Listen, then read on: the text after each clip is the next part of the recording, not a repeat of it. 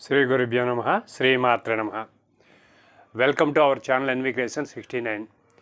ఈ వీడియోని పూర్తిగా చూడండి, లైక్ చేయండి, షేర్ చేయండి, మీ అభిప్రాయాలను కామెంట్ బాక్స్లో తెలియపరచండి.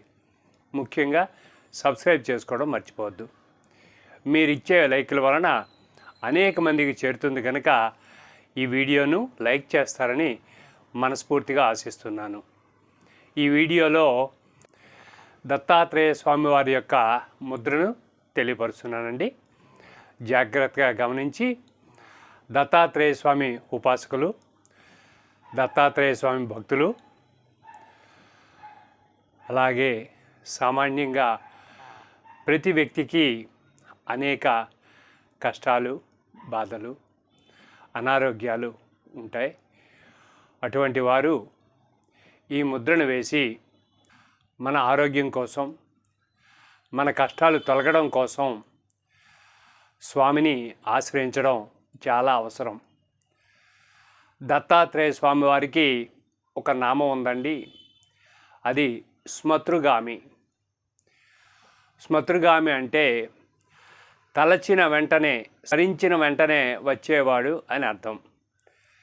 ఆయన స్మరించినంతనే దయాళువై మన చెంతనే ఉంటారు. ఆర్తితో, భక్తితో, ప్రేమతో ఆయనని తలచిన నాడు తప్పక ఆయన మన కష్టాన్ని కడతేరుస్తారు. మనకి కావలసిన ఆరోగ్యాన్ని, ఆనందాన్ని, ఐశ్వర్యాన్ని ఇస్తారు. ఇది ఎందరో దత్తభక్తుల అనుభవం. పరిపూర్ణ త్రిమూర్తి ఆత్మకుడు ఆయన. అవధూతలుగా మన దేశమే కాదు, ప్రపంచమంతా కూడా ఆయన అవతారాలు కొనసాగుతూనే ఉన్నాయి. ఆది అవధూత అటువంటి దత్తాత్రేయ స్వామి నేటికి భక్తులను కాపాడుతూ ఉన్నారు. అది ఎన్నో కథలు, ఎన్నో చరిత్రలు ఉన్నాయి.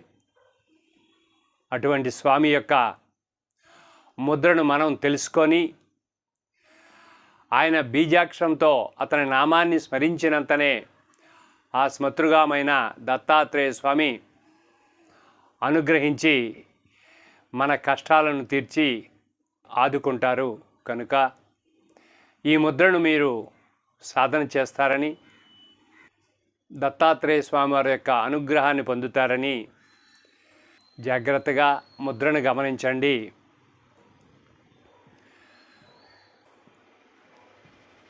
ఇలా ఈ 3 వేళ్ళని ఇలా కలపండి. 3 వేళ్ళని కలిపి ఈ 2 వేళ్ళని ఇలా ఉంచండి. బటన్ వేలుని ఈ చూపుడు వేలు మొదలకి తీసుకురండి. తీసుకొచ్చి ఆ ముద్రను మన హృదయం దగ్గరికి తీసుకురండి.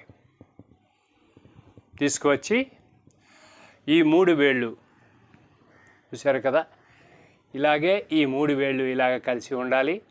ఈ వేళ్ళు ఇలా ఉండాలి.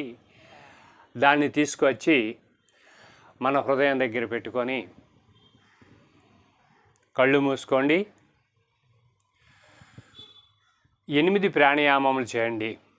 ప్రాణాయామం అనగా చెప్తున్నాను కదండి, ఊపిరిని పూర్తిగా తీసుకోవడం, లోపల ఆపటం, మళ్ళీ పూర్తిగా విడిచిపెట్టడం, బయట ఆపడం, అది ఒక ప్రాణాయామము.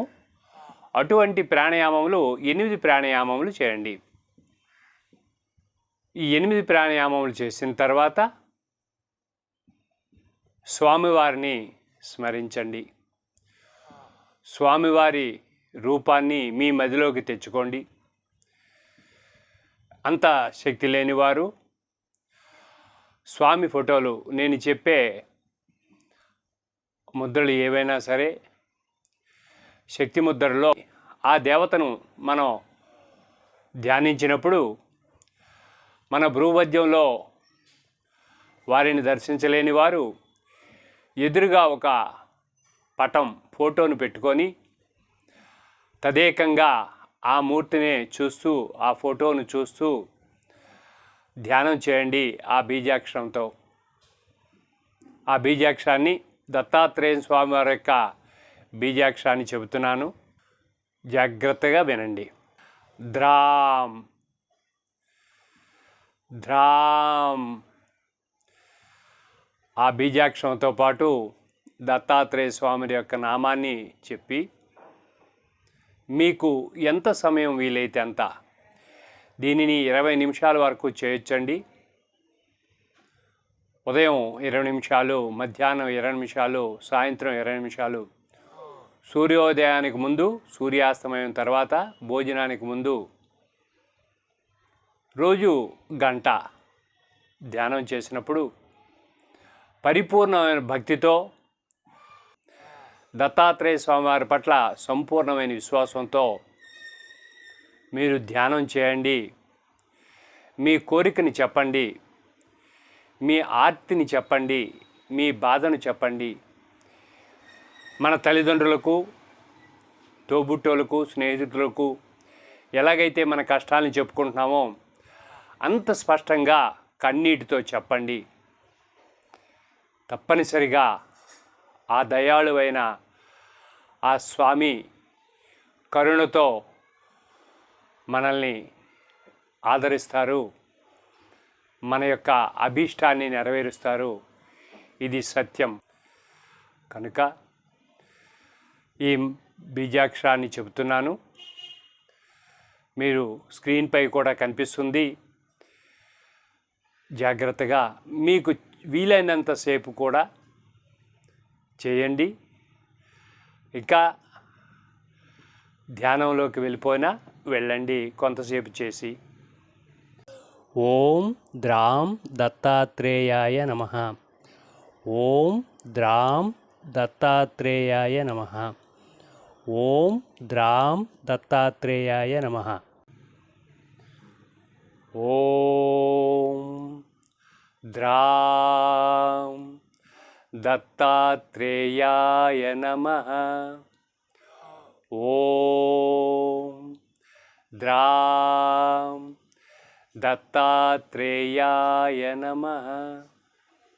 ఓం ద్రాం దత్తాత్రేయాయ నమః. ఇలా చెప్పండి. నేను నిదానంగా మీకు అర్థమవ్వాలని చెప్పాను కనుక మీరు చాలా త్వరితగతిని కూడా చెప్పుకోవచ్చు. ఓం ద్రాం దత్తాత్రేయాయ నమః. ఓం ద్రాం దత్తాత్రేయాయ నమః. ఓం ద్రాం దత్తాత్రేయాయ నమః.